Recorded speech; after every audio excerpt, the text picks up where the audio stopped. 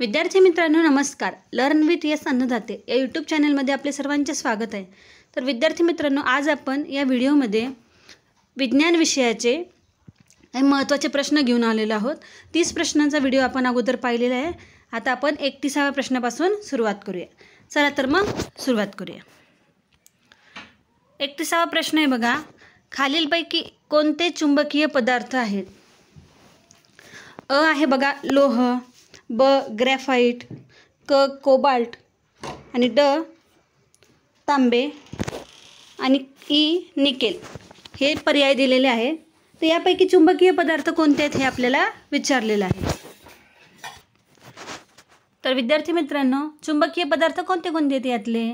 तर याचं उत्तर आहे बघा पर्याय क्रमांक 2 अ क आणि ई, म्हणजे लोह, कोबाल्ट आणि निकेल हे चुंबकीय पदार्थ आहेत. चुंबकीय पदार्थ कोणकोणते आहेत असं विचारतील तुम्हाला. तर चुंबकीय पदार्थ हे लोह, कोबाल्ट आणि निकेल हे आहेत. चला पुढचा प्रश्न पाहूया. 32वा प्रश्न. पुढील विधाने पहा. अ लोहित रक्तपेशींचे प्रमाण सामान्यतः स्त्रियांमध्ये कमी असते. ब लोहित रक्तपेशी सरासरी 120 दिवस जगतात आणि नंतर त्या प्लीहामध्ये जाऊन मृत्यू पावतात. क विधान आहे बघा. लोहित रक्तपेशी या आकाराने मोठ्या, केंद्रक असलेल्या आणि रंगहीन पेशी आहेत. तर बघा वरील 3 विधानापैकी किंवा वरती दिलेल्या विधानापैकी कोणती विधाने बरोबर आहेत असं विचारलेलं आहे आपल्याला. तर विचार करा बरं विद्यार्थी मित्रांनो, कोणती विधाने बरोबर असतील? याचं उत्तर आहे बघा पर्याय क्रमांक 2 अ व ब ही दोन्ही विधाने बरोबर आहेत. म्हणजे बघा लोहित रक्तपेशींचे प्रमाण सामान्यतः स्त्रियांमध्ये कमी असते, हा पर्याय बरोबर आहे. आणि दुसरा आहे ब लोहित रक्तपेशी सरासरी 120 दिवस जगतात आणि नंतर त्या प्लीहामध्ये जाऊन मृत्यू पावतात. तुम्हाला असंही विचारलं जाऊ शकतं की लोहित रक्तपेशी सरासरी किती दिवस जगतात? तर त्या सरासरी 120 दिवस जगतात. चला आता पुढचा प्रश्न पाहूया. 33वा प्रश्न पाहूया. पुढील विधानांवर विचार करा. अ ध्वनीची तरंग लांबी अधिक असल्यास तेवढाच ध्वनीचा वेग वाढत असतो. ब ध्वनीची वारंवारिता अधिक असल्यास तेवढाच ध्वनीचा वेग जास्त असतो. आणि क आहे ध्वनीतील तरंग हे अनुतरंग असतात. तो वरील विधानांपैकी कोणती विधाने सत्य आहेत? वरती 3 विधानं दिलेली, त्यापैकी कोणती सत्य आहे तुम्हाला विचारलेलं आहे. तर बघा विद्यार्थी मित्रांनो, या प्रश्नाचं उत्तर आहे पर्याय क्रमांक 4 अ ब आणि क ही 3ही विधाने बरोबर आहेत किंवा सत्य आहेत. ध्वनीची तरंग लांबी अधिक असल्यास तेवढाच ध्वनीचा वेग वाढत असतो. ध्वनीची वारंवारिता अधिक असल्यास तेवढाच ध्वनीचा वेग जास्त असतो. आणि ध्वनीतील तरंग हे अनुतरंग असतात. तुम्हाला असं विचारलं जाऊ शकतं ध्वनीतील तरंग हे टिंबटिंब असतात, तर ध्वनीतील तरंग हे अनुतरंग असतात. ही 3ही विधाने बरोबर आहेत. पुढचा प्रश्न बघूया 34वा. अमिबा याला नैसर्गिक मृत्यूपासून सूट मिळाली आहे कारण? बघा याला अमिबाला नैसर्गिक मृत्यूपासून सूट मिळाली आहे, याचं कारण काय आहे? एक आहे बघा तो एक पेशीय जलचर आहे. 2 आहे त्याचा पेशीद्रव रेवाळ असतो. 3 आहे त्याचा एकच पेशी केंद्र असते. आणि 4था आहे यापैकी कोणतेही नाही. तर याचं उत्तर काय असेल बघा बरं. तर याचं उत्तर आहे बघा पर्याय क्रमांक 4 यापैकी एकही उत्तर याचं नाही. चला आता पुढचा प्रश्न पाहूया. 35वा. अतिप्रमाणातील कर्बोदके ग्लायकोजनच्या स्वरूपात कोठे साठवले जातात? तर बघा विद्यार्थी मित्रांनो, अतिप्रमाणातील कर्बोदके हे ग्लायकोजनच्या स्वरूपात पर्याय क्रमांक 4 आहे उत्तर. यकृतामध्ये साठवले जातात. पर्याय क्रमांक 4. पुढचे बघा. साधारणपणे मानवामध्ये 46 गुणसूत्रे असतात, पण मंगोलिया या रोगामध्ये त्याच्यात टिंबटिंब गुणसूत्रे असतात, ज्याच्यामुळे मानसिक वाढ खुंटणे, विरळ केस व मोठ्या नाकपुड्या ही लक्षणे दिसतात. तर उत्तर आहे बघा पर्याय क्रमांक 3 47 हे उत्तर आहे. म्हणजे साधारणपणे मानवाच्या शरीरामध्ये एकूण 46च गुणसूत्रे असतात, पण मंगोलिया या रोगामध्ये त्याच्यात 47 गुणसूत्रे असतात. ज्यामुळे मानसिक वाढ खुंटणे, विरळ केस आणि मोठ्या नाकपुड्या ही लक्षणं आपल्याला दिसून येतात. पुढचा प्रश्न आहे बघा 37वा. विद्युत रोधाच्या समांतर जोडणीशी संबंधित पुढील विधाने पहा. आहे बघा, प्रत्येक रोधातून वाहणारी विद्युतधारा ही रोधाच्या व्यस्त प्रमाणात असते. आहे, प्रत्येक रोधाच्या दरम्यानचे विभवांतर समान असते.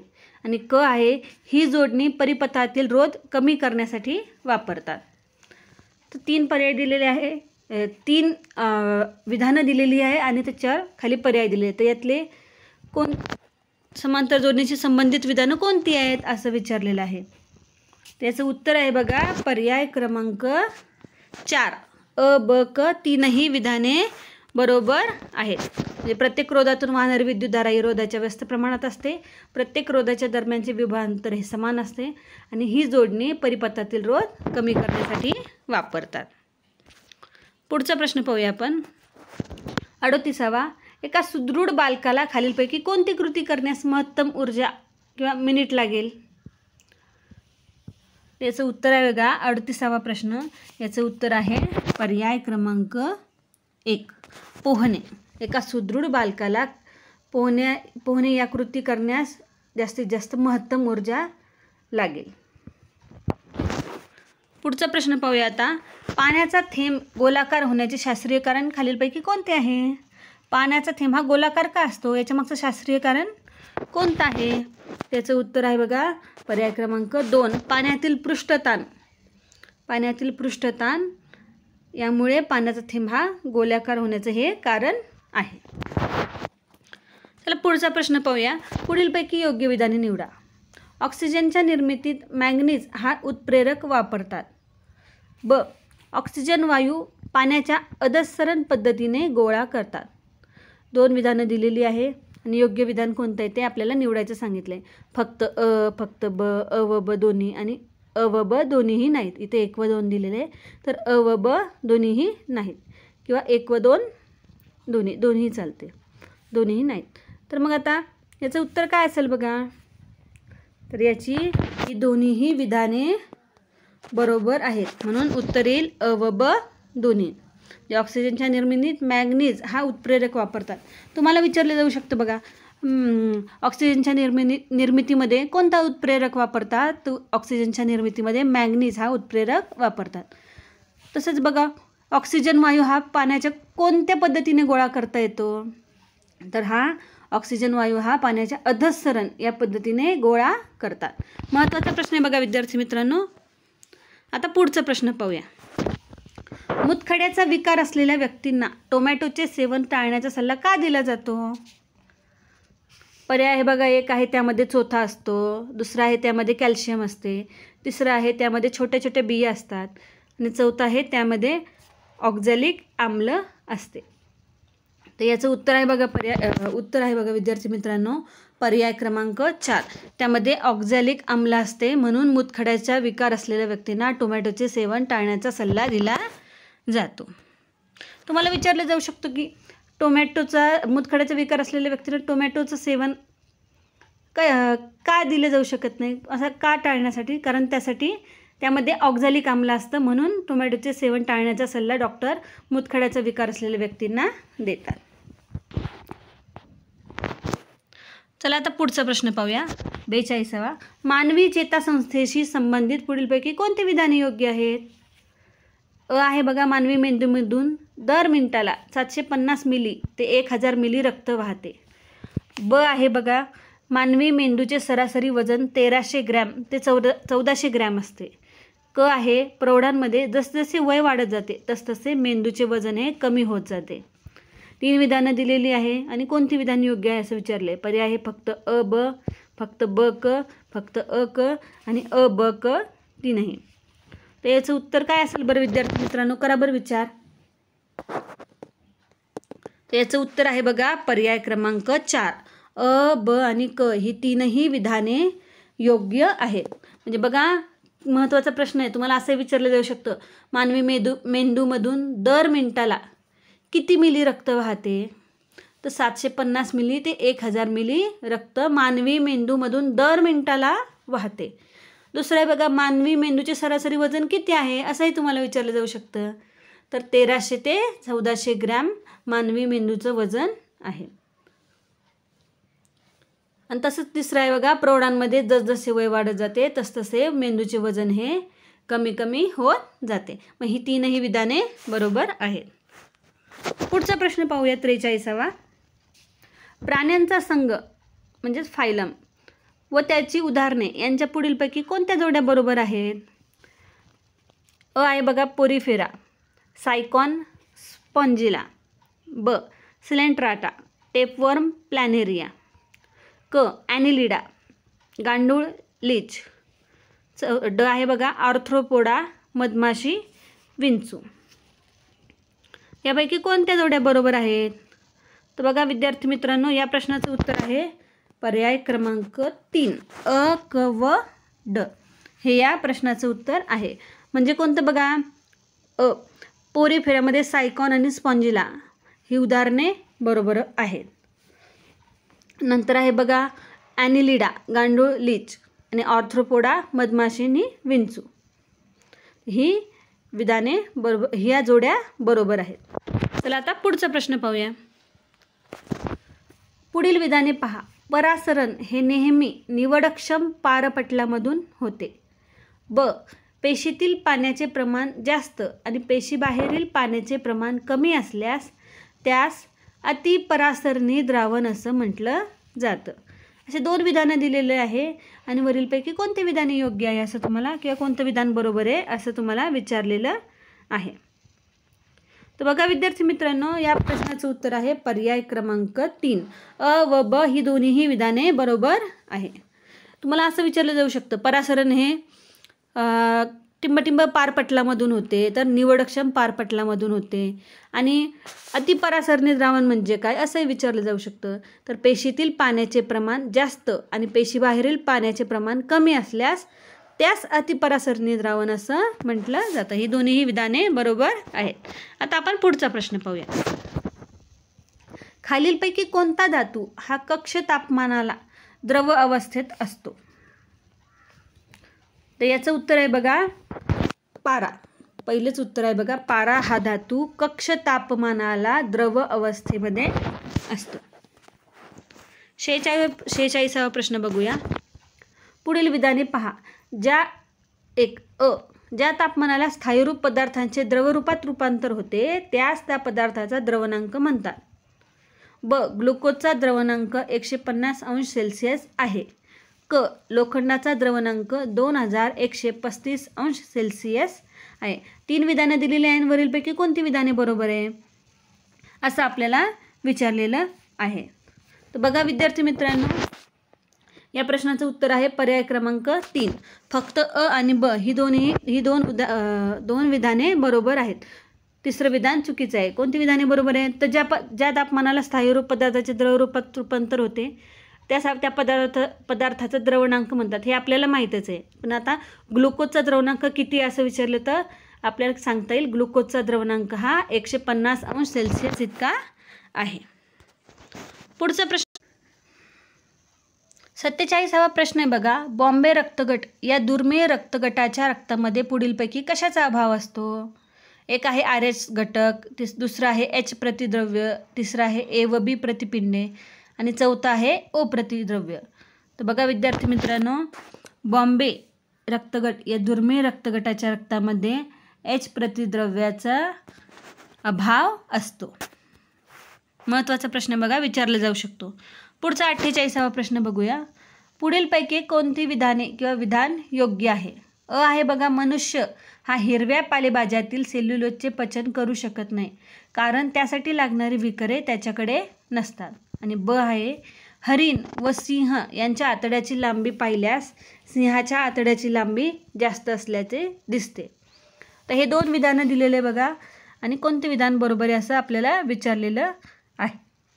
तर सांगा बरं विद्यार्थी मित्रांनो, कोणतं विधान बरोबर असेल? तर उत्तर आहे बघा पर्याय क्रमांक 1 फक्त अ हे विधान बरोबर आहे. म्हणजे मनुष्य हा हिरव्या पालेभाज्यातील सेल्युलोजचे पचन करू शकत नाही, कारण त्यासाठी लागणारी विकरे त्याच्याकडे नसतात. हे विधान बरोबर आहे. म्हणून उत्तर येईल पर्याय क्रमांक 1 फक्त अ. आता पुढचा प्रश्न पाहूया. विधान ए व त्याचे स्पष्टीकरण आर पहा. आता विधान ए बघा. पेशींमधील तंतुकणिका पेशींचे ऊर्जा केंद्र म्हणतात. विधान आर. तंतुकणिकेमध्ये स्वतःची प्रथिने करण्याची क्षमता असते, तसेच विकराच्या सहाय्याने मेदाचे व कर्बोदकाचे ऑक्सिडीकरण तंतुकणिकेद्वारे होते. आता एक दिलेले बघा. विधान ए व स्पष्टीकरण आर बरोबर आहे, पण आर हे एचे योग्य स्पष्टीकरण नाही. 2 आहे. विधान ए व स्पष्टीकरण आर बरोबर आहे, तसेच आर हे एचे योग्य स्पष्टीकरण आहे. 3 आहे. विधान ए व कारण आर दोन्हीही चूक आहे. आणि 4 दिलेले आहे. विधान ए बरोबर आहे, तर स्पष्टीकरण आर हे चूक आहे. तर याचं उत्तर आहे बघा पर्याय क्रमांक 2. विधान ए व स्पष्टीकरण आर बरोबर आहे, तसेच आर हे एचे योग्य स्पष्टीकरण आहे. चला आता पुढचा प्रश्न पाहूया. 50वा प्रश्न पाहूया. पुढीलपैकी कोणती जोडी चुकीची आहे? उत्प्रेरक रासायनिक अभिक्रियेचा वेग वाढवणे, ऑक्सिडीकरण ऑक्सिजनशी संयोग, क्षपन हायड्रोजनशी संयोग. आता पर्याय दिलेले बघा. 1 फक्त अ, 2 आहे फक्त ब व क, 3 आहे फक्त क, आणि 4 दिलेलं आहे बघा कोणतीही जोडी चुकीची नाही. ते याचं उत्तर आहे बघा विद्यार्थी मित्रांनो पर्याय क्रमांक 4. कोणतीही यातली जोडी चुकीची नाही. उत्प्रेरकाचं काम आहे रासायनिक अभिक्रियेचा वेग वाढवणे. ऑक्सिडीकरणामध्ये ऑक्सिजनशी संयोग होतो आणि क्षपन हे हायड्रोजनशी संयोग होतो.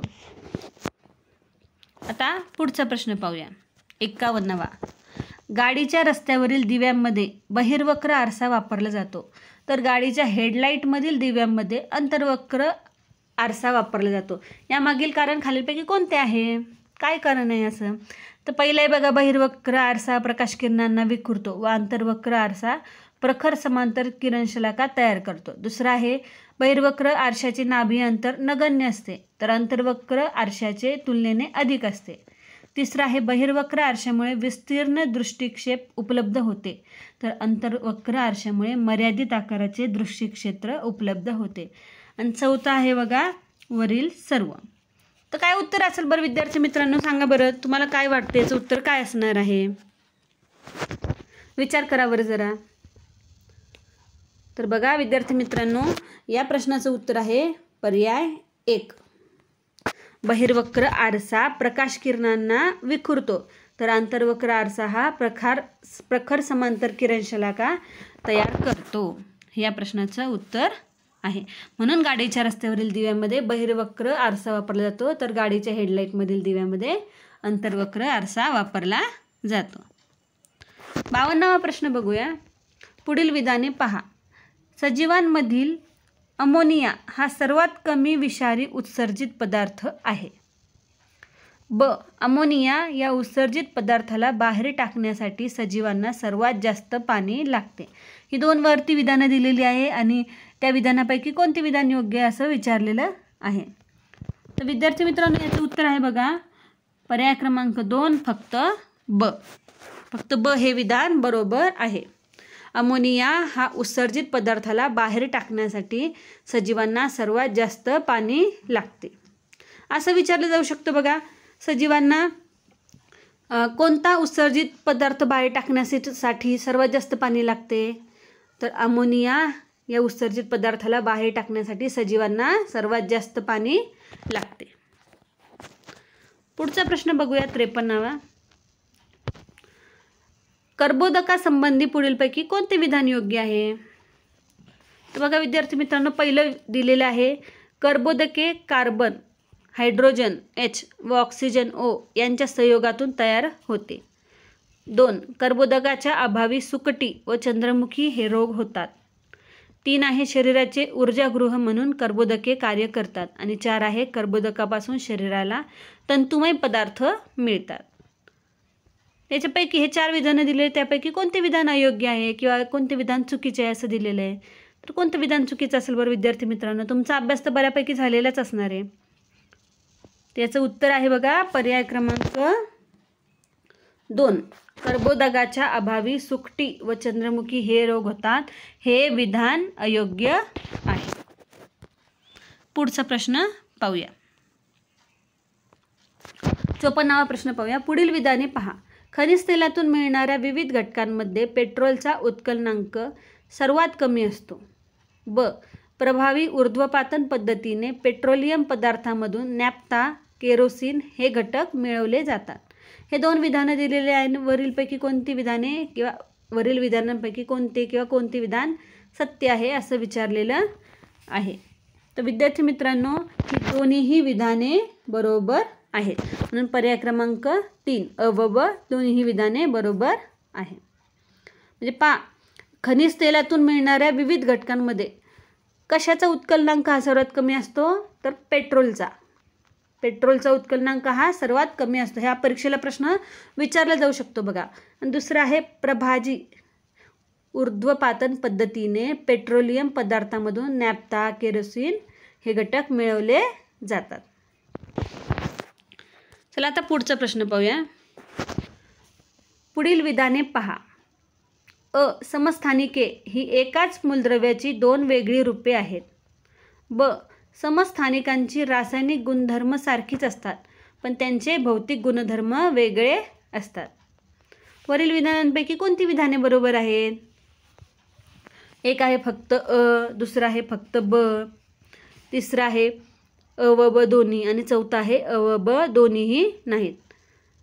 तर काय असेल बरं विद्यार्थी मित्रांनो उत्तर याचं? तर याचं उत्तर आहे बघा पर्याय क्रमांक 3 अ व ब दोन्ही. ही दोन्हीही विधाने बरोबर आहेत. म्हणजे समस्थानिके ही एकाच मूलद्रव्याची 2 वेगळी रूपे आहेत आणि समस्थानिकाची रासायनिक गुणधर्म सारखीच असतात पण त्यांचे भौतिक गुणधर्म हे वेगळे असतात. ही दोन्ही विधाने बरोबर आहेत. पुढचा प्रश्न पाहूया. खालीलपैकी उष्णतेचे सर्वोत्कृष्ट सुवाहक खालीलपैकी कोणते आहे? तर सर्वोत्कृष्ट सुवाहक उष्णतेचे सर्वोत्कृष्ट सुवाहक म्हणून काय आहे? तर पारा हे उष्णतेचे सर्वोत्कृष्ट सुवाहक आहे. पुढचा प्रश्न आहे बघा 57वा. पुढील विधाने पहा. अ. ओ रक्तगट असणारी व्यक्ती कोणासही रक्तदान करू शकते. ब. AB पॉझिटिव्ह रक्तगट असणारी व्यक्ती कोणत्याही गटाचे रक्त स्वीकारू शकते. क. लोहित रक्तकणिका रक्त गोठण्याची क्रिया सुरू करण्याचे कार्य करतात. हे 3 विधानं दिलेले आहे आणि वरीलपैकी कोणती विधाने अयोग्य आहेत असं आपल्याला विचारलेलं आहे. तर याचं उत्तर आहे बघा पर्याय क्रमांक 2 फक्त क हे विधान अयोग्य आहे. ओ रक्तगट असणारी व्यक्ती कोणासही रक्तदान करू शकते हे बरोबर आहे. आणि AB पॉझिटिव्ह रक्तगट असणारी व्यक्ती कोणत्याही गटाचे रक्त स्वीकारू शकते. हे दोन्हीही विधाने बरोबर आहेत. चला आता पुढचा प्रश्न पाहूया 58वा. शिखरासमोर उभ्या असलेल्या व्यक्तीने झाडलेल्या गोळीचा प्रतिध्वनी त्याला 1 सेकंदानंतर ऐकू आला तेव्हा ध्वनीचा हवेतील वेग 340 मीटर पर सेकंद असल्यास त्या व्यक्तीपासून शिखर किती अंतरावर असेल? तर बघा विद्यार्थी मित्रांनो या प्रश्नाचं उत्तर आहे 170 मीटर एवढं हे उत्तर आहे. पुढचा प्रश्न पाहूया 59वा. रुग्णालयात वापरावयाच्या तापमापकाच्या तापमानाची मर्यादा टिंबटिंब ही आहे. तर बघा विद्यार्थी मित्रांनो रुग्णालयात वापरावयाच्या तापमापकाच्या तापमानाची मर्यादा ही 35 अंश ते 42 अंश सेल्सिअस इतकी आहे. महत्त्वाचा प्रश्न आहे बघा रुग्णालयात वापरायच्या तापमापकाच्या तापमानाची मर्यादा किती आहे? तर ती 35 अंश सेल्सिअस ते 42 अंश सेल्सिअस ही आहे. पुढचा प्रश्न आहे बघा 60वा. पर्सिक हे एकक टिंबटिंब मोजण्याकरिता वापरतात. तर बघा विद्यार्थी मित्रांनो पर्याय आहे 1 अंतराळातील ग्रह ताऱ्यांची अंतरे, दुसरा आहे ग्रह व ताऱ्यांच्या वेळा, तिसरा आहे ग्रह व ताऱ्यांच्या गती आणि चौथा आहे ग्रह व ताऱ्यांच्या पृष्ठभागाचे क्षेत्रफळ. तर मग पर्सिक हे एकक कशासाठी वापरतात? तर याचं उत्तर आहे बघा पर्याय क्रमांक 1. पर्याय क्रमांक 1 म्हणजे अंतराळातील ग्रह ताऱ्यांची अंतरे मोजण्याकरिता पर्सिक हे एकक वापरले जाते. महत्त्वाचा प्रश्न आहे बघा, अंतराळातील ग्रह ताऱ्यांची अंतरे मोजण्याकरिता कोणते एकक वापरतात? तर अंतराळातील ग्रह ताऱ्यांची एकक मोजण्यासाठी पर्सिक हे एकक वापरले जाते.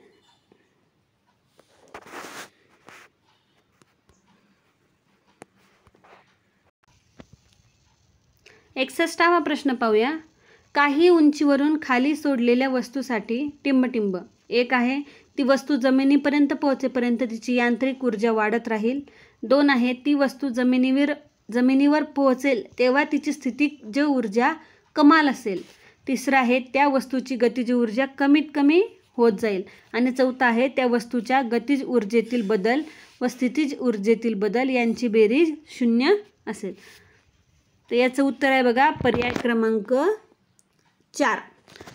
म्हणजे काही उंचीवरून खाली सोडलेल्या वस्तूसाठी त्या वस्तूच्या गतिज ऊर्जेतील बदल व स्थितिज ऊर्जेतील बदल यांची बेरीज ही 0 असेल. 62वा प्रश्न पाहूया. योग्य जोड्या लावा. गड बगड दिलेला आहे. विद्युतरोध, चलरोध, ॲमीटर, व्होल्टमीटर, परिपथातील विद्युतधारा बदलणे, परिपथातील विद्युतधारा मोजणे, विभवांतर मोजणे आणि परिपथातून जाणारी विद्युतधारा नियंत्रित करणे. तर याचं उत्तर काय असेल बघा विद्यार्थी मित्रांनो? तर बघा याचं उत्तर आहे पर्याय क्रमांक 3. म्हणजे विद्युतरोध हा परिपथातून जाणारी विद्युतधारा नियंत्रित करतो. दुसरा आहे चलरोध. चलरोध काय करतं? तर परिपथातील विद्युतधारा बदलण्याचं काम कोण करतं? चलरोध करतं. ॲमीटरचं काय काम आहे?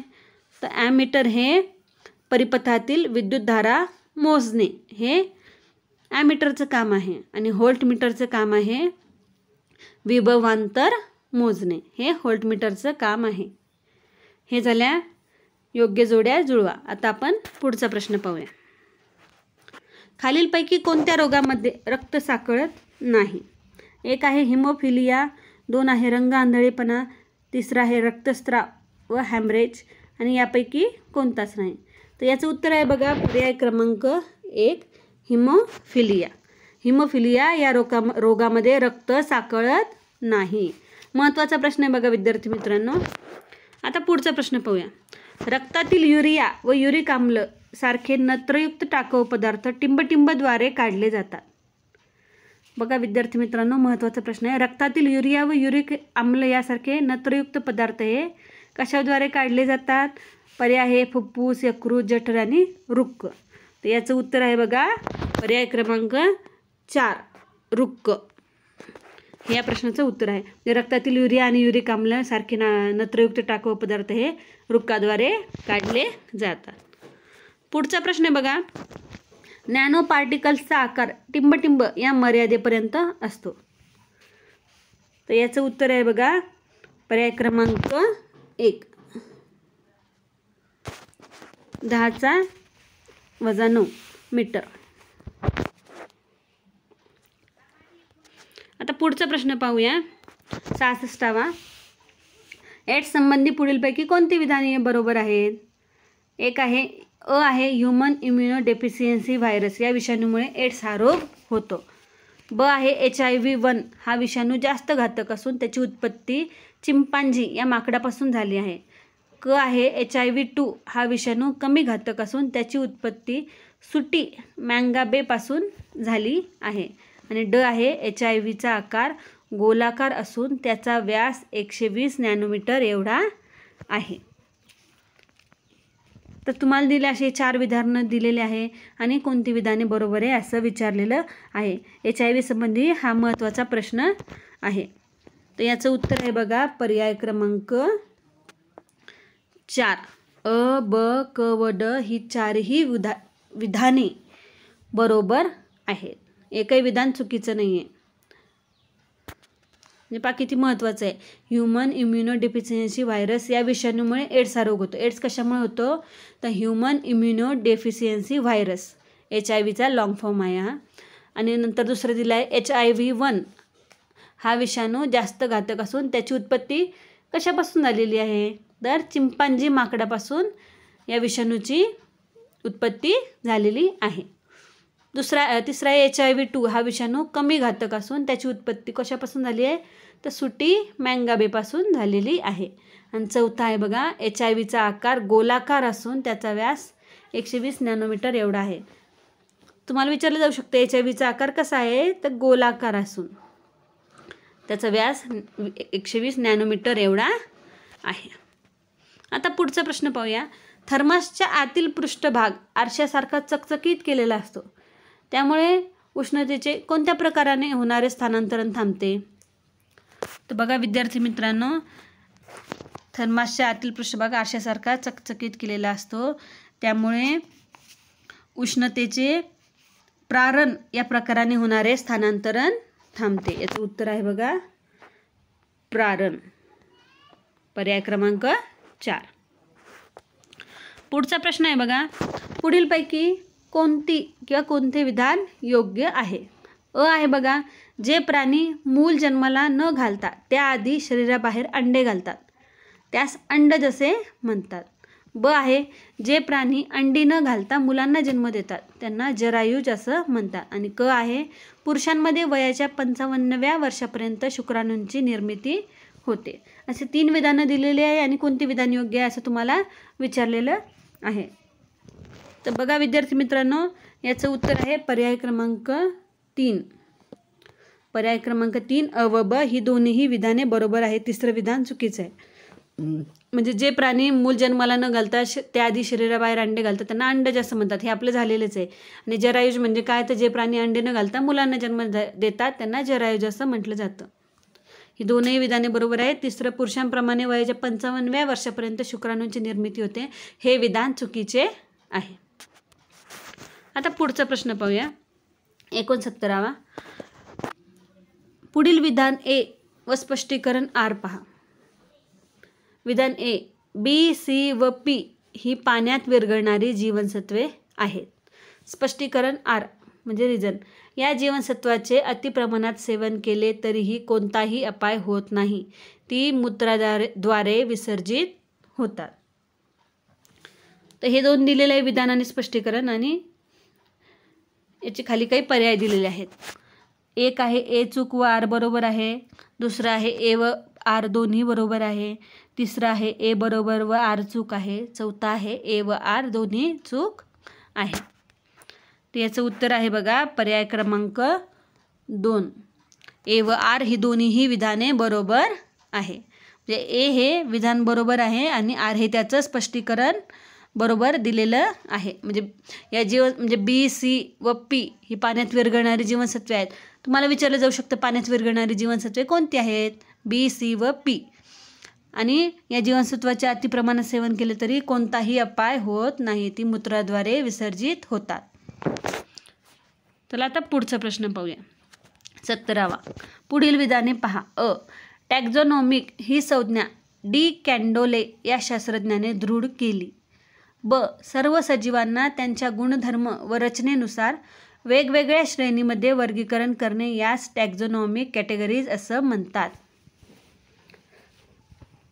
तर पहा, वरील विधानांपैकी कोणती विधाने योग्य आहे असं आपल्याला विचारलेलं आहे. तर बघा विद्यार्थी मित्रांनो, दोन्हीही विधानेही बरोबर आहेत. याचं उत्तर आहे पर्याय क्रमांक 3 अ व ब दोन्ही. टॅक्झॉनॉमिक ही संज्ञा कोणत्या शास्त्रज्ञाने दृढ केली असं विचारलं जाऊ शकते. तर उत्तर आहे डी कॅन्डोले या शास्त्रज्ञाने टॅक्झॉनॉमिक ही संज्ञा दृढ केली. ब आहे, सर्व सजीवांना त्याच्या गुणधर्म व रचनेनुसार वेगवेगळ्या श्रेणीमध्ये वर्गीकरण करणे यास काय म्हटलं जातं? तर यास टॅक्झॉनॉमिक कॅटेगरीज असं म्हटलं जातं. ही दोन्ही विधाने बरोबर आहेत. आता पुढचं पाहूया 71वा. पुढील विधाने पहा. पदार्थांचे अवस्थांतर होताना त्याच्या रासायनिक स्वरूपात कोणताही बदल होत नाही. ब आहे बघा, पदार्थांचे अवस्थांतर होताना तापमान वाढते किंवा कमी होते. तर वरील विधानापैकी कोणते किंवा कोणती विधाने योग्य आहेत ते विचारलेलं आहे. तर कोणती विधाने योग्य आहेत? तर याचं उत्तर आहे बघा पर्याय क्रमांक 1, फक्त अ हे विधान बरोबर आहे. ब विधान चुकीचं आहे. काय पहिलं अ विधान? पदार्थाचे अवस्थांतर होताना त्याच्या रासायनिक स्वरूपात कोणताही बदल होत नाही. हे विधान बरोबर आहे. पुढचा प्रश्न पाहूया 72वा. पुढील विधानांवर विचार करा. ध्वनीची तरंग लांबी लॅम्बडा या चिन्हाने दर्शवतात. ध्वनीचे प्रसारण निर्वात प्रदेशातून चांगल्या प्रकारे होते. मानवी कानाची ध्वनी श्रवण करण्याची मर्यादा 20 हर्ट्ज ते 20,000 हर्ट्ज इतकी आहे. तर वरील विधानापैकी चुकीचे विधान किंवा विधाने कोणती आहेत? तर आहे बघा याचे उत्तर आहे बघा पर्याय क्रमांक 3, फक्त ब हे याचं उत्तर आहे. तर कोणतं विधान चुकीचं आहे? तर ध्वनीचे प्रसारण निर्वात प्रदेशातून चांगल्या प्रकारे होते हे विधान चुकीचे आहे. आता पुढचा प्रश्न पाहूया 73वा. पुढील विधाने पहा. अ अणूमधील प्रोटॉन्स किंवा इलेक्ट्रॉन्सच्या संख्येला अणुअंक म्हणतात. ब अणुअंक हा n या अक्षराने दर्शविला जातो. आणि तिसरा आहे क कार्बनचा अणुअंक 6 इतका आहे. तर इथे विचारलेलं आहे बघा वरीलपैकी कोणती विधाने योग्य आहेत असं आपल्याला विचारलेलं आहे. तर याचं उत्तर आहे बघा पर्याय क्रमांक 3, फक्त अ व क ही दोनच विधाने बरोबर आहेत. अणूमधील प्रोटॉन्स किंवा इलेक्ट्रॉन्सच्या संख्येला अणुअंक असं म्हटलं जातं. हे विधान बरोबर आहे. आणि कार्बनचा अणुअंक हा 6 इतका आहे. तुम्हाला विचारलं जाऊ शकतो बघा अणूमधील प्रोटॉन किंवा इलेक्ट्रॉनच्या संख्येला काय म्हटलं जातं? तर आहे अणुअंक. आणि कार्बनचा अणुअंक किती आहे असं विचारलं जाऊ शकतं. तर कार्बनचा अणुअंक हा 6 इतका आहे. पुढचा प्रश्न पाहूया 74वा. विद्युत चुंबकीय प्रवर्तनाची संकल्पना खालीलपैकी कोणी मांडली? तर बघा विद्यार्थी मित्रांनो, विद्युत चुंबकीय प्रवर्तनाची संकल्पना ही मायकल फॅरेडे यांनी मांडलेली आहे. तुम्हाला हा प्रश्न परीक्षेला येऊ शकतो. मायकल फॅरेडे यांनी कशाची संकल्पना मांडली? तर विद्युत चुंबकीय प्रवर्तनाची संकल्पना मायकल फॅरेडे यांनी मांडली. पुढचं आहे बघा. सारख्याच वस्तुमानाचा एक धातूचा, एक बुचाचा व एक खडूचा तुकडा मनोराच्या वरच्या टोकावरून खाली सोडला तर प्रथम कोणता तुकडा खाली पोहोचेल? याचं उत्तर आहे धातूचा तुकडा खाली पोहोचेल. आता 76वा प्रश्न बघूया. वेफर्स कुरकुरीत राहण्यासाठी त्याच्या पुड्यात नायट्रोजनचा उपयोग खालीलपैकी कशासाठी केला जातो? तर एक आहे त्याच्यामुळे पुड्यात बुरशीची वाढ होत नाही. दुसरा आहे तो क्रियाशील नाही. तिसरा आहे नायट्रोजन बाष्प शोषून घेतो. आणि चौथा आहे नायट्रोजन हा हवेचा मुख्य घटक आहे. तर याचं उत्तर काय असेल बरं? तर हे दुसरं उत्तर आहे बघा तो क्रियाशील नाही. म्हणून वेफर्स कुरकुरीत राहण्यासाठी त्याच्या पुड्यात नायट्रोजनचा उपयोग केला जातो. 77वा प्रश्न बघूया. पुढील विधाने पहा. अ मानवी वृक्कामधील मूत्र गाळण्याचे कार्य करणारा मूलभूत घटक हा नेफ्रॉन आहे. ब मानवाच्या प्रत्येक वृक्कात अंदाजे 10 लाख नेफ्रॉन्स किंवा वृक्काणू असतात. क मानवी उत्सर्जन क्रियेसाठी त्वचा व फुफ्फुस हे अवयव मदत करतात. तर वरील विधानांपैकी कोणती विधाने योग्य आहेत? तर बघा विद्यार्थी मित्रांनो, पहिला आहे फक्त अ व ब, दुसरा आहे फक्त ब व क, तिसरा आहे अ व ब आणि चौथा आहे अ ब व क. तर बघा विद्यार्थी मित्रांनो, अ ब व क ही तीनही विधाने योग्य आहेत. तर बघा तुम्हाला असा प्रश्न विचारला जाऊ शकतो की मानवी वृक्कामधील मूत्र गाळण्याचे कार्य करणारा मूलभूत घटक कोणता आहे? तर तो घटक आहे नेफ्रॉन. नंतर आहे बघा, मानवाच्या रुक्कात अंदाजे किती नेफ्रॉन्स असतात किंवा किती रुक्काणू असतात असं विचारलं जाऊ शकतं. तर मानवाच्या प्रत्येक रुक्कामध्ये अंदाजे 10 लाख नेफ्रॉन्स किंवा रुक्काणू असतात. आणि मानवी उत्सर्जन क्रियेसाठी त्वचा व फुफ्फुस हे अवयव मदत करतात. तुम्हाला विचारलं जाऊ शकतं मानवी उत्सर्जन क्रियेसाठी कोणकोणते अवयव मदत करतात. तर त्वचा आणि फुफ्फुस हे अवयव मानवी उत्सर्जन क्रियेसाठी मदत करतात. चला आता पुढचा प्रश्न पाहूया. 78वा, मेदमय समुद्रात तरंगणारे प्रथिनांचे हिमनग असा उल्लेख पेशींच्या कोणत्या भागाचा केला जातो? तर हे आहे पेशी पटल. या भागाचा उल्लेख मेदमय समुद्रात तरंगणारे प्रथिनांचे हिमनग असा केला जातो. पुढचा आहे 79वा प्रश्न. पुढीलपैकी कर्बोदकांचे प्रकार व त्याची उदाहरणे यांच्या कोणत्या जोड्या बरोबर आहेत? अ आहे बघा मोनोसॅकराइड, ट्रायोस, टेट्रोस, हेक्झोस. ब आहे डायसॅकराइड, लॅक्टोज, माल्टोज, सुक्रोज. आणि क आहे पॉलिसॅकराइडचे प्रकार आहेत स्टार्च, सेल्युलोज, ग्लायकोजन. तर यांची उदाहरणं दिलेली आहेत. तर यांची जोड्या कोणत्या बरोबर आहेत? तर बघा विद्यार्थी मित्रांनो, या तीनही जोड्या बरोबर आहेत. उत्तर आहे पर्याय क्रमांक 4 अ, ब व क या तीनही जोड्या बरोबर आहेत. कर्बोदकाचे प्रकार आणि त्याच्या उदाहरणांच्या या तीनही जोड्या बरोबर आहेत. आता 80वा प्रश्न पाहूया. सामान्यपणे प्रत्येक अणू हा विद्युत प्रकाराच्या दृष्टीने उदासीन असल्याचे दिसते. याचं कारण काय आहे? एक आहे न्यूट्रॉन प्रभार रहित असतात. प्रोटॉन आणि इलेक्ट्रॉनचा प्रभार समान असतो. तिसरं आहे अणूच्या केंद्रकात न्यूट्रॉन असतात. आणि 4 आहे अणूच्या केंद्रकाबाहेर पोकळी असते. तर याचं उत्तर आहे बघा विद्यार्थी मित्रांनो, दुसरं उत्तर आहे प्रोटॉन आणि इलेक्ट्रॉनचा प्रभार समान असतो. सामान्यपणे प्रत्येक अणू हा विद्युत प्रकाराच्या दृष्टीने उदासीन असलेले दिसते कारण प्रोटॉन आणि इलेक्ट्रॉनचा प्रभार हा समान असतो. पुढचा प्रश्न पाहूया 81वा. पुढील विधाने पहा. अ, ग्रॅममध्ये व्यक्त केलेले रेणू वस्तुमान म्हणजेच पदार्थाचा 1 मोल होय. ब, ऑक्सिजनचे रेणू वस्तुमान 32 आहे. क, 1 मोल पदार्थ म्हणजे 6.022 गुणिले 1023 एवढे रेणू होय. वरील विधानांपैकी कोणती विधाने योग्य आहेत? तर बघा विद्यार्थी मित्रांनो, अ, ब व क ही तीनही विधाने बरोबर आहेत. ग्रॅममध्ये व्यक्त केलेले रेणू वस्तुमान म्हणजेच 1 मोल होय. 1 मोल म्हणजे काय? तर ग्रॅममध्ये व्यक्त केलेले रेणू वस्तुमान. तर तुम्हाला असं विचारलं जाऊ शकते की ऑक्सिजनचे रेणू वस्तुमान किती आहे? तर ऑक्सिजनचे रेणू वस्तुमान हे 32 आहे. क आहे 1 मोल पदार्थ म्हणजे टिंबटिंब एवढे रेणू वस्तुमान होय. तर 6.022 गुणिले 1023 एवढे रेणू होय. तर ही तीनही विधाने बरोबर आहेत. आता पुढचा 82वा प्रश्न पाहूया. 82वा प्रश्न पाहूया आपण. चुंबकीय बलरेषांशी संबंधित पुढील विधाने विचारात घ्या.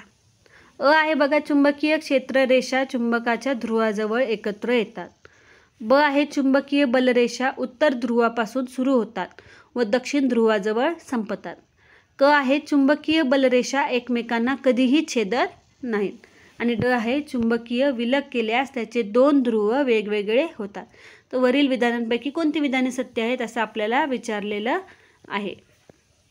तर बघा विद्यार्थी मित्रांनो, याचं उत्तर आहे पर्याय क्रमांक 2. फक्त अ, ब व क ही तीनही विधाने बरोबर आहे. ड विधान चुकीचे आहे. आता 83वा प्रश्न पाहूया आपण.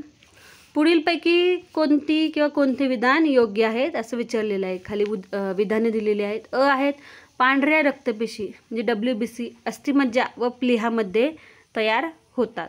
ब आहे कोणत्याही प्रकारच्या रोगामध्ये पांढऱ्या रक्तपेशींची संख्या प्रथम वाढते. आणि क आहे पांढऱ्या रक्तपेशी जीवाणूंना संपवतात.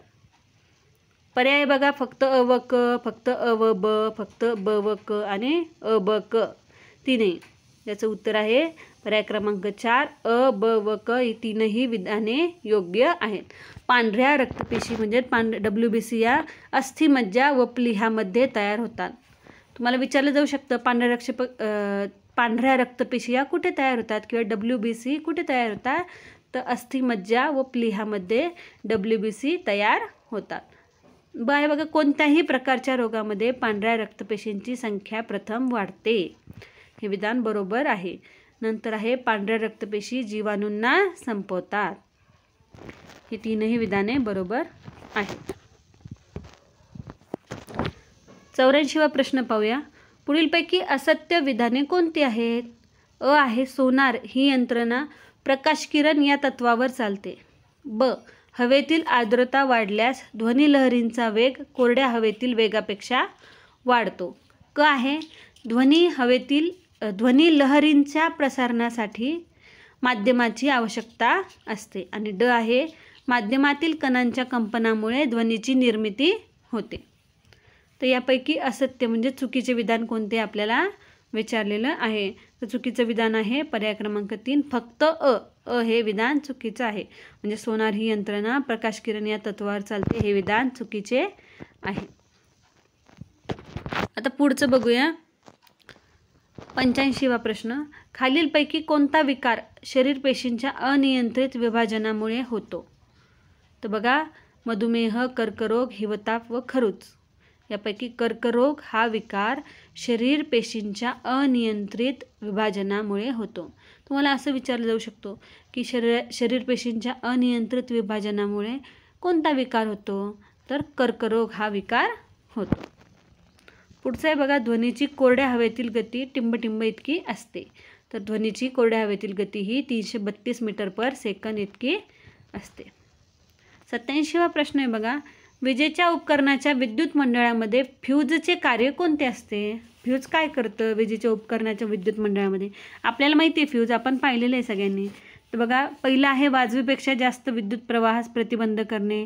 दुसरं आहे जास्तीत जास्त विद्युत प्रवाह वाहू देणे.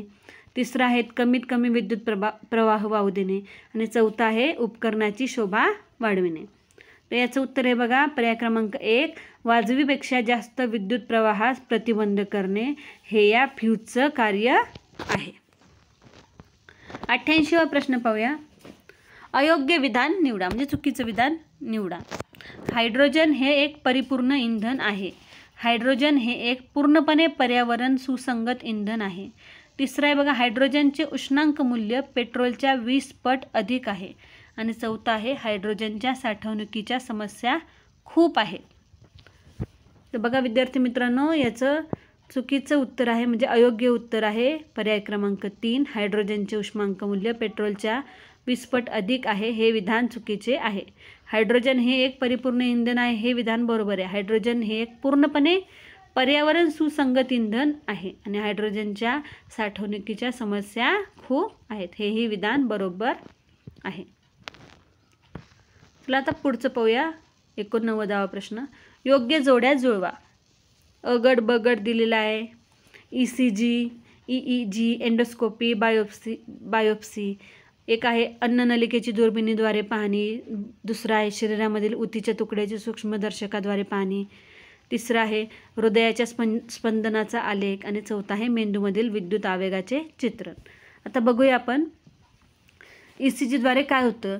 तर ECGद्वारे बघा हृदयाच्या स्पंदनाचा जो काही आलेख आहे तो आपल्याला दिसतो.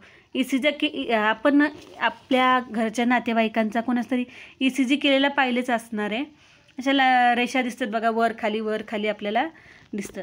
तर ते हृदयाचं जो काही स्पंदन आहे त्याचा आलेख आपल्याला ECGमध्ये दिसतो. नंतर आहे बघा EEG काय कार्य करतं. तर मेंदूमधील विद्युत आवेगाचे चित्रण करण्याचं काम कोण करतं? EEG करतं. आता एंडोस्कोपीमध्ये काय केलं जातं. तर एंडोस्कोपीमध्ये बघा अन्ननलिकेची दुर्बिणीद्वारे पाहणी केली जाते. अन्ननलिकेची दुर्बिणीद्वारे पाहणी एंडोस्कोपीमध्ये केली जाते. आणि बायोप्सीमध्ये काय असतं. तर बायोप्सीमध्ये बघा शरीरामधील ऊतीच्या तुकड्याची सूक्ष्मदर्शकाद्वारे पाहणी केलेली जाते, यालाच काय म्हणतात बायोप्सी.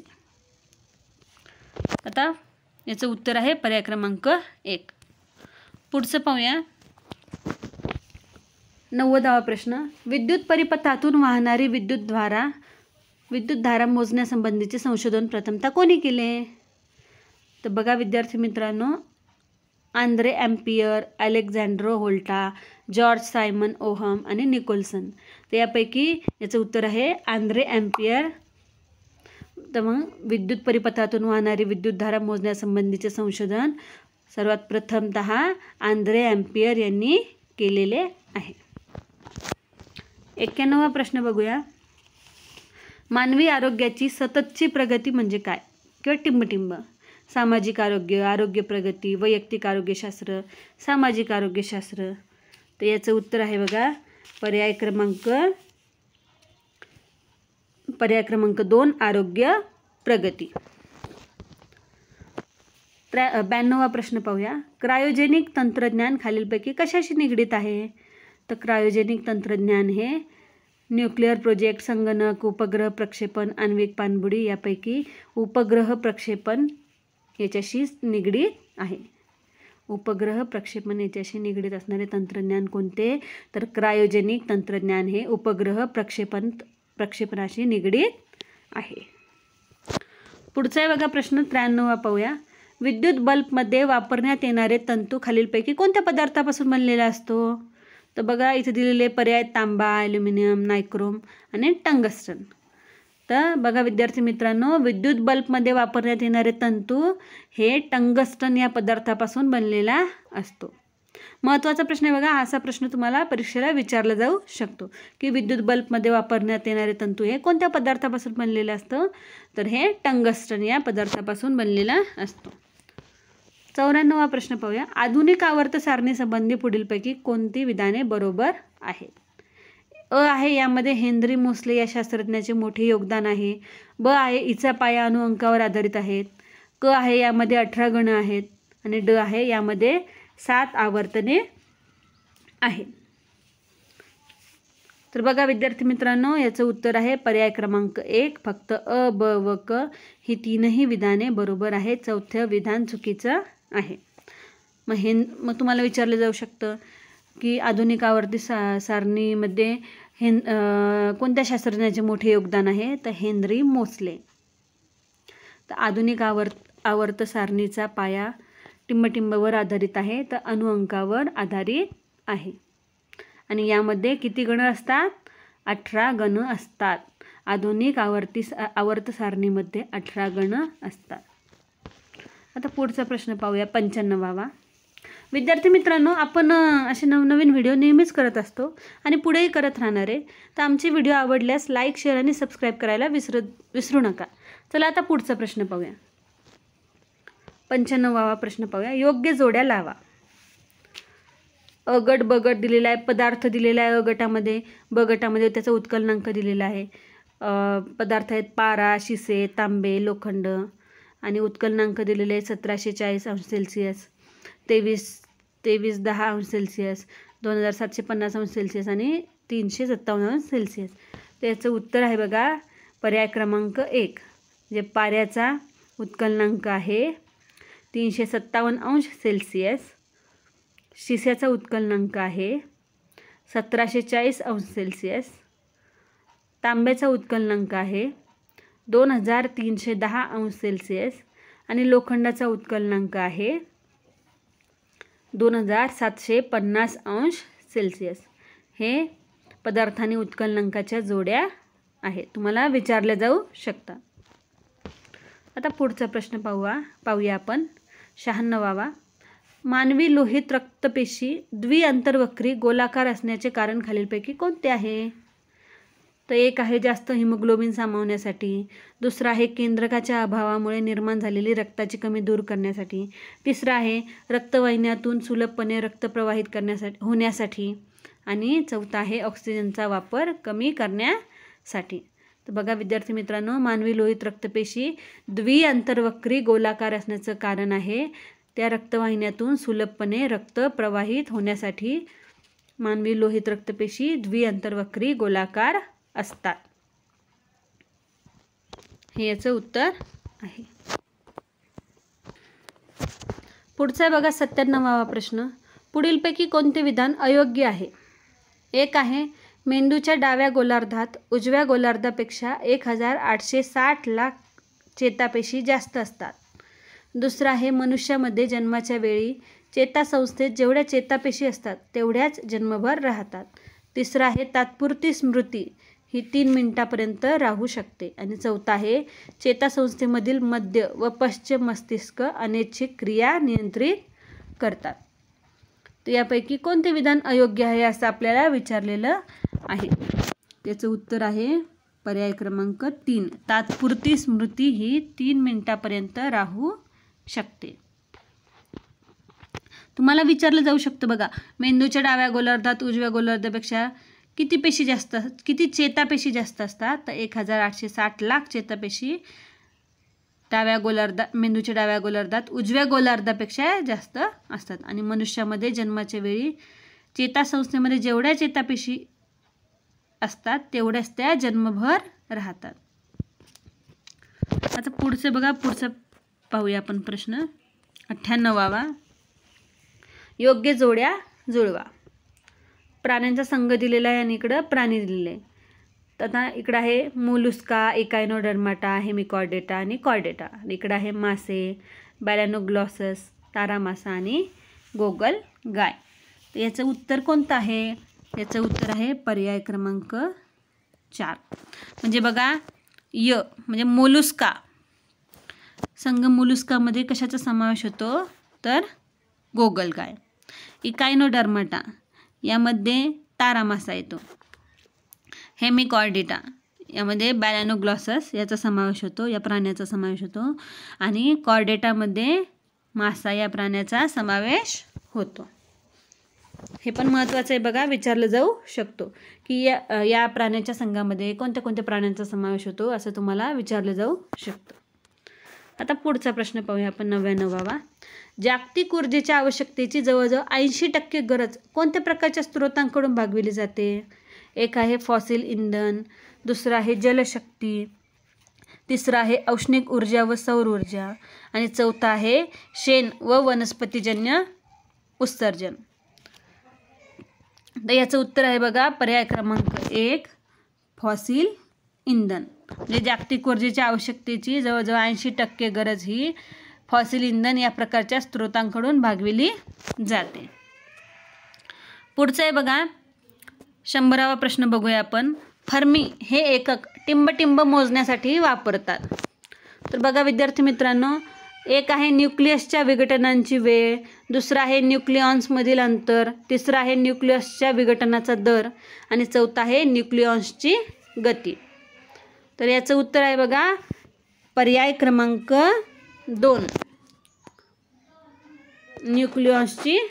पर्याय क्रमांक 2 न्यूक्लिऑन्समधील अंतर हे या प्रश्नाचं उत्तर आहे. म्हणजे फर्मी हे एकक न्यूक्लिऑन्समधील अंतर मोजण्यासाठी वापरले जाते. विद्यार्थी मित्रांनो, असे व्हिडिओ आपण नेहमीच करत राहणार आहोत.